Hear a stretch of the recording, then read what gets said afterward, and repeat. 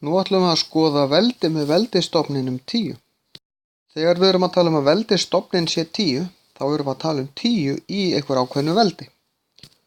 Og hérna eigum við að segja í hvaða veldi þetta er. Og þá þurfum við að finna út hvað er búið að gera 10 sinnum 10 oft.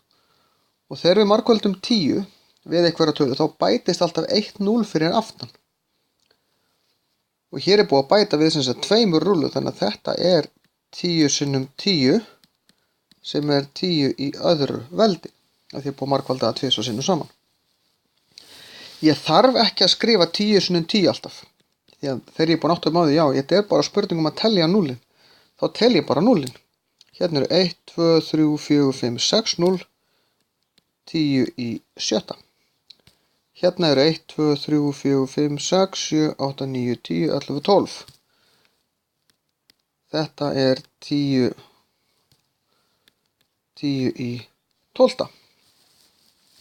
Og ef ég á að sýna tölurnar, eins og hérna 10 í 5, það er þá 10 sinnum 10 sinnum 10 sinnum 10 sinnum 10. Og það er 100.000 af því það eiga að vera 5 0. Og hérna ætla ég að skrifa bara 15 0.